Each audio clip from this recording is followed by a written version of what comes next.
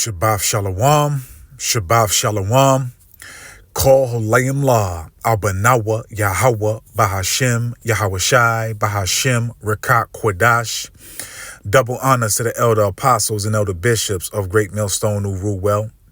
Salutations to the Akim out there on the highways and the byways. Salutations to the hopeful elect. Salutations to you speckled birds, you Israelite foreigners. And shalom to the Akwaf sitting and listening in silence as the scriptures say to do so. So, scripture of the week. Scripture of the week. In Adawan Ratazah, it's something that you can examine yourself with. It's something that can be a reminder. It's something that you can also apply to your everyday life and also, again, examine yourself with, man. And, Adawan Ratazah is beneficial. It benefits you in this walk and in everyday life, man. Okay? And it also makes you check yourself, again, amongst examining. Okay, but let me go ahead and read this precept. This is the book of Wisdom of Solomon, chapter 7. And I'm going to read verse 28.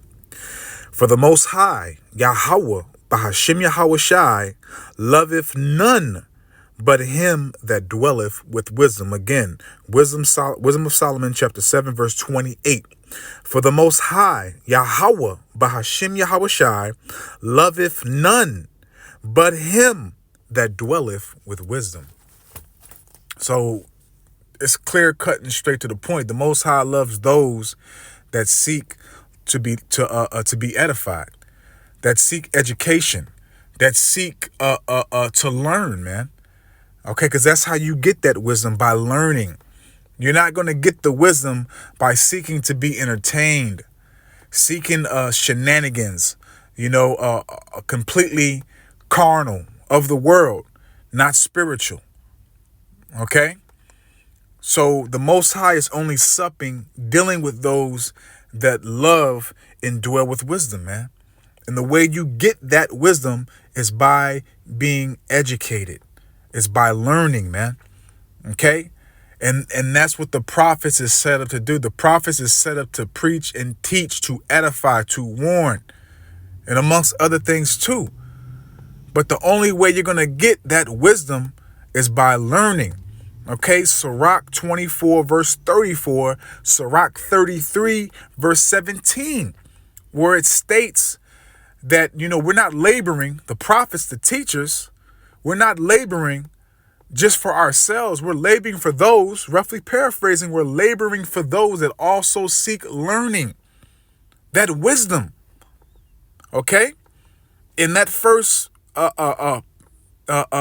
position, that first point, that first stance, that first understanding starts with the fear of Yahweh Hashem Yahweh Shai. That's the beginning of knowledge, wisdom, and understanding, is to fear the Lord. Okay? And a lot of these Israelites don't have that concept, don't have that trait. Okay? It hasn't been given to them in the womb. Okay? Then that's also another precept in Sirach chapter 1. Okay? That fear was grafted and embedded in those in the womb, roughly paraphrasing that precept. And if a brother, I know the precept, I could read it, but we're doing one precept because it's a scripture of the week. I know the precept, and I want to write this out. Maybe I'll put it on the comment board. Okay, but that fear is given to the faithful in the womb. That's Sirach chapter 1. Okay, but again, Wisdom of Solomon chapter 7, verse 28. For the Most High loveth none but him that dwelleth with wisdom. No, the Most High love those that dwell in folly. The Most High love those that, dwell in entertainment, that want to be amused, that want to be, entertained and want to see debates, want to see friction and a feud between Israelite camps. No. It says the Most High loveth none but those that dwell with wisdom. So in order for you to get that wisdom, first and foremost, the Most High has to be supping with you. You have to have that fear so those secrets can be revealed unto you. And as it also states in the book of 1 Corinthians chapter 3, the Most High gives the increase. So if the Most High loves those that dwell with wisdom, he gave the increase to them. Now, this should really make you think, like, damn, does the Most High love me? Am I increasing in this truth, in this knowledge, this wisdom and understanding? Am I growing? Now, do you think, a prime example, do you think a teacher, whether it be high school, grade school, college, okay, is going to be able to go up in the ladder of education without learning themselves?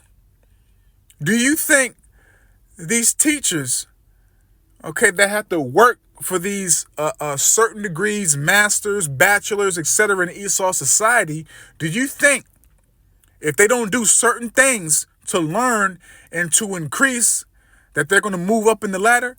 Hell no. Okay? And it's just as well as in Esau's economical business society. Okay, let's say, a restaurant, prime example, another prime example, a restaurant. You go to a restaurant, you become a server or a host. As a matter of fact, you start as a host, but you say, hey, you know what? I want to become a server. So what do you have to do? You have to learn the menu. You have to learn the guidelines to that position. You have to be edified. Now, let's say you get that, and then you want to become a bartender. And what do you have to do? You have to learn. So you have to increase. You have to go to step up in the ladder.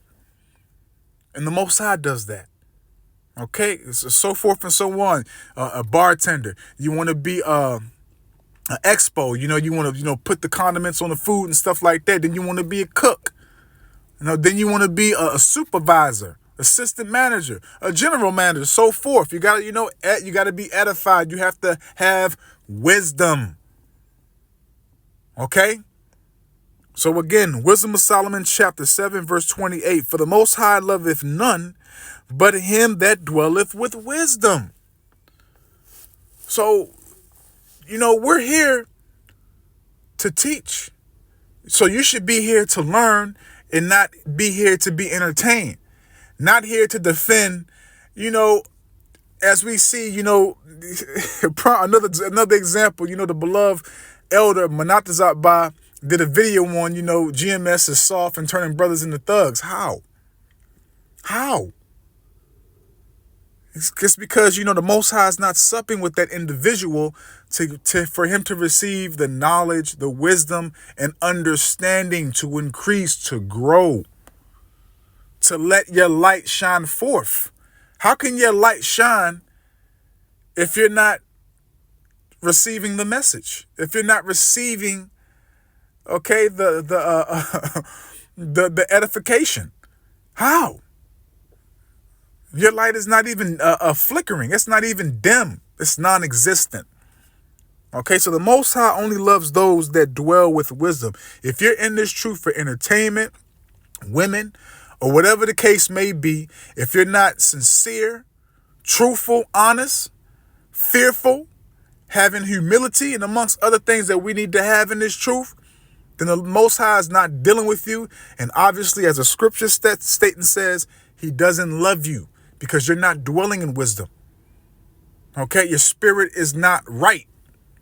All right, so Adawan Ratazah, I'm going to read it one more time. Wisdom of Solomon 7, verse 28. For Yahweh, Bahashim Yahweh Shai, loveth none but him that dwelleth with wisdom. Do you have it? Are you focused? Are your intentions sincere? Are you here to learn? Are you here to receive the answers to your questions that you were seeking for so long? Ask yourself that. Stay on the right track. Stay focused, man. So Adawan Ratazah, I hope and I pray that this was edifying, uplifting, and informative to the true, sincere Aki and Akwaf that want to learn, that want to dwell in wisdom. Because the Most High only loves those that he's given it to. Ask yourself, am I one of those? Am I focused? Am I on the right track? Call Halayim La, Abanawa Yahweh Bahashim, Yahweh Shai Bahashim, Rekat Kodash, Watha Wada, Yahweh Bahashim, Yahweh Shai Bahashim, Rekat Kodash, for putting the spirit on me, my elder apostles, elder bishops, elders, brothers on down, for doing these epistles to enlighten you, to inform you, to edify you, and uplift you through the power and spirit and words of Yahweh Bahashim, Yahweh Shai. May the blessing and election and protection be upon you and your household. I don't want to rot to Zah until the next one. So with that, I'm just going to say, Shalom. Shabbat Shalom.